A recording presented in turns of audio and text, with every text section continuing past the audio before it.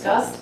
And there's a lot of silos hanging around that really maybe could be repurposed because they're unique structures to our cultural heritage and might be nice to find another use.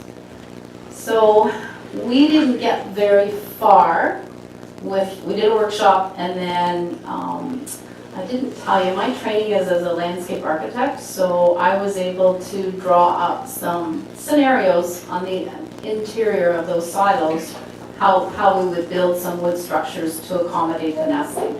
And we looked at, do we just accommodate barn swallows? The other species at risk that we're dealing with is chimney swifts, and so we've lost a lot of those chimneys in the urban landscape.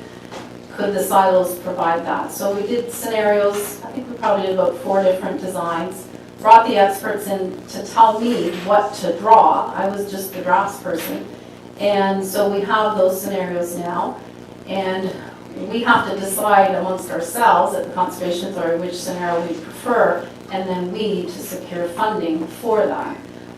In one of the cases, you'll notice that the silos don't have a roof, and one of the scenarios suggests putting a roof on with a faux chimney, so the chimney swifts can actually fly down that space, and we would fit the interior with ledges and areas where they would nest around the perimeter of the silo, using wood, obviously, for the construction piece. So that's probably the furthest away from implementation, but it would require certainly some on-site assessments and looking at some of those drawings to say what's feasible, what's not feasible. And it would be helpful before we go forward with a funding proposal to know exactly what it would cost, material-wise and design-wise, a fairly detailed design for those silos. So that's a project that would be nice for us to have some discussions over 2016 and perhaps submit a proposal. How do you find the silos? Well, we have 2 silos right now. I forgot to mention that, thank you. At Lynn Shores Conservation Area. We have one down at the bottom of Halls Road, and then we have one further up the middle of the park. So we already have the silos. We also would need to get a structural engineer in to assess those silos. So there's lots of levels that we have yet to go. But our biologists and ornithologists that participated in the workshop think that it would be a viable project to test and see if there is any response from those 2 bird species. So, sorry. Yep. How do I pick? No, go ahead. I was going to say there's one just like the silo picture there down on near Williamsburg, Okay. just opposite of. It's that Lowell. the high schools. Yep. But you can see from the high school there was a house there at one point. It Yeah. was in the news a while ago. But the silo is still there. I don't know who wants the land, but Potential project. yeah, it's relatively near close now. Yeah. And I think for us, if we have a potential project on our land, it makes it a lot easier, a lot less challenges in terms of ownership. And I think what we want to do is see if it works, do some of that scientific monitoring and have it in place. But then those, if it is a viable solution to silos, then we strike up partnerships with those landowners. So it's kind of a long-term goal to find those other silos around the community instead of losing them. So from your perspective, are you looking for someone to develop a plan for the roof itself, or will you have that done? We haven't got that far. There's still silos being used on the landscape, and there's roofs that need to be replaced. So whether it's a prefab unit that would get craned in, whether we would design, take a standard design for a silo and make the modifications and then crane it in. Okay. We haven't got that far. Do you have a picture of that swallow thing that you showed us, the half a bowl? You had the nest. Yeah, no, See, so, that's something that we could do. yes, the half. yes. What it was a half a I bowl. wonder if I do have it in the presentation. I can't remember. Well, we'll continue on. We come No. across. No, is that it? I can send you an email. So sometimes when those barn swallow structures, the ones that they built to replace the barns for the 407, sometimes the MTO builds these little cups, and they get attached to the side of this structure, and it's very easy for the barn swallows to make their nest on that cup. And they're beautiful, because they're turned, aren't they? Yes. Yeah, they're quite a nice piece. So I will send on an image I'll of show it that. to the guys. Yeah. That's something that That would work. So if we were just building the shell of the barn swallows, and that was a project we did with our staff or volunteers, and then your contribution would be creating the cups. So lots of ways that we can work together. Thanks for bringing that up. What else you got on your slides there? Okay, I mentioned that we do education. We probably see about 12,000 kids a year through our different programs. And this is Enniskillen Conservation Area in the Education Center. We just had funding to build an outdoor classroom.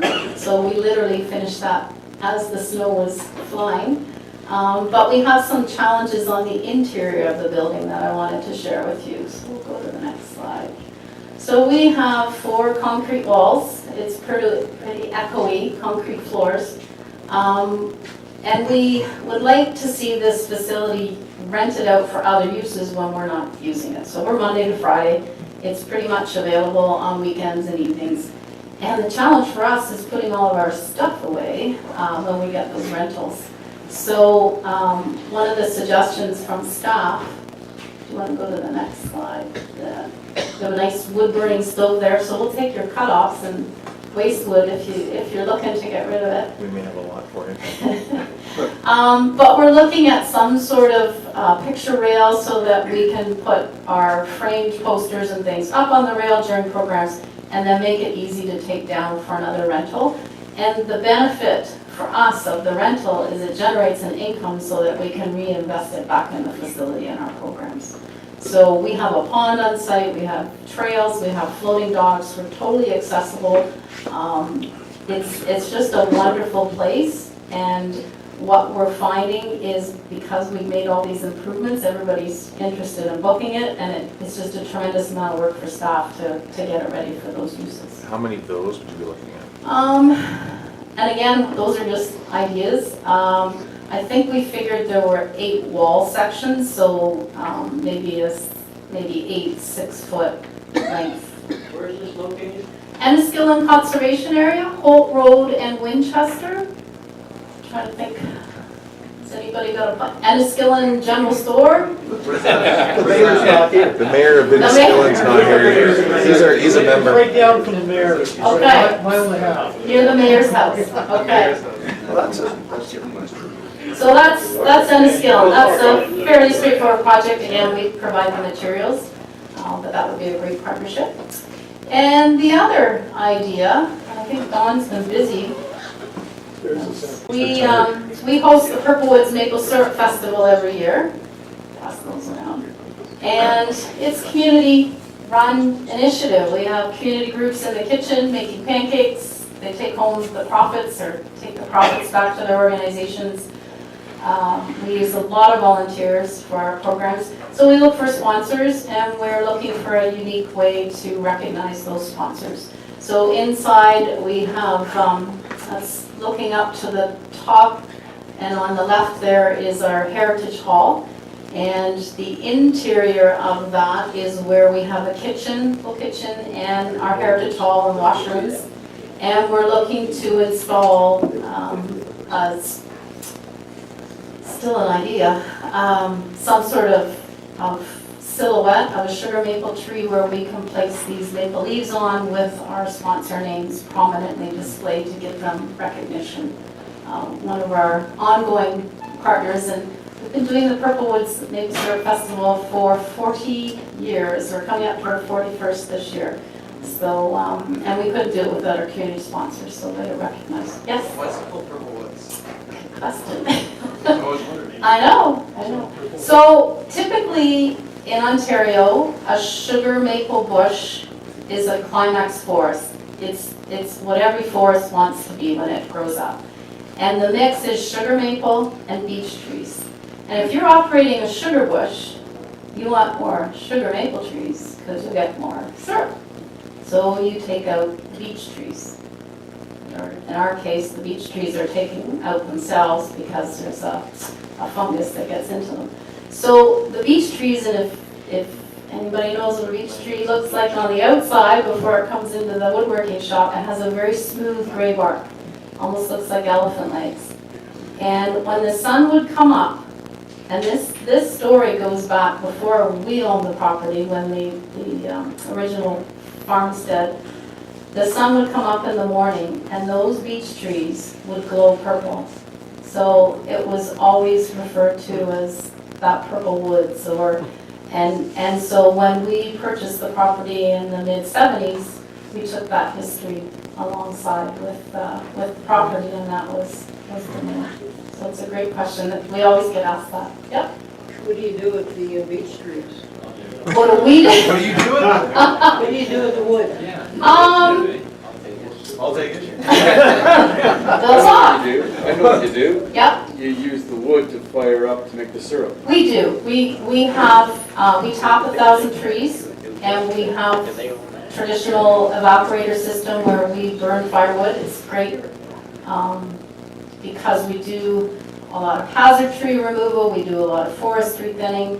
We even planted black locust at one of our sites a number of years ago, which we have found to be very invasive and not a good tree for reforestation, but high BTUs, so we now cut it and use it in the wood stove. But again, if there's an interest in particular species of trees for your workshop, I think we can talk about